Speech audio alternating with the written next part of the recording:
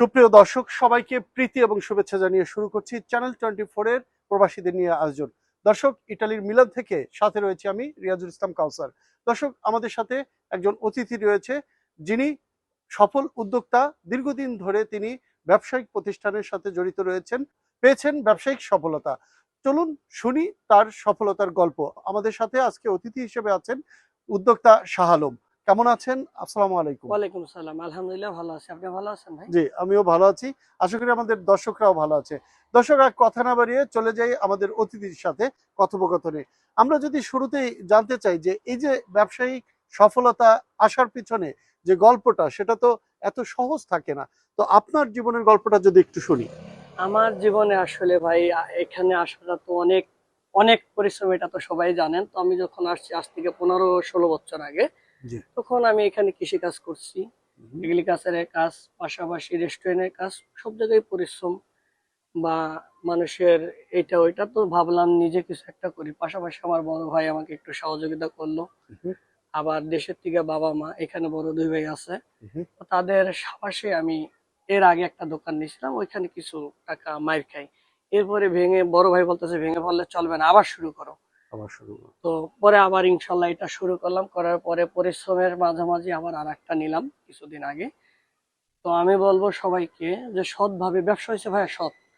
আর কোরআনে কিন্তু আল্লাহ রাসূল বলে গেছে, কোনো কিছুর কথা বলে নাই, ব্যবসার কথা বলছে।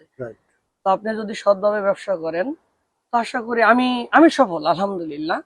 তো যে কোনো কেউ যদি সৎভাবে বিশ্বাসের সাথে ব্যবসা শুরু করে, তো মনে হয় লস খাবে না।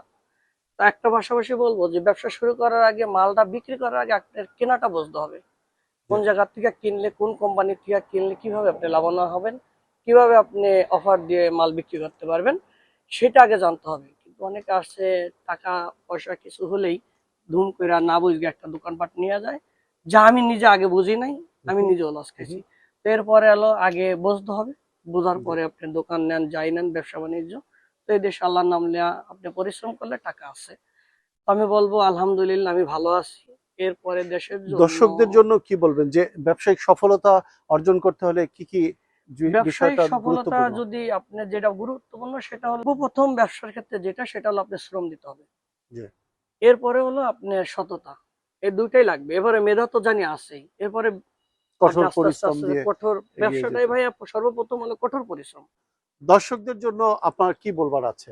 দর্শকদের জন্য একটা কথাই, সেটা হলো আগে সর্বপ্রথম পরিশ্রম করতে হবে, এরপরে মেধা দিয়ে আপনার পরিশ্রমের পাশাপাশি আপনার এগিয়ে যেতে হবে। এগিয়ে যেতে হবে। অসংখ্য ধন্যবাদ। সর্বপ্রথম হলো আপনার পরিশ্রম। জি, অসংখ্য ধন্যবাদ আজকে আমাদের সাথে থাকবার জন্য। দর্শক, এই ছিল আজকের আয়োজন। আগামী অনুষ্ঠান দেখবার আমন্ত্রণ রেখে বিদায় নিচ্ছি। সবাই ভালো থাকুন।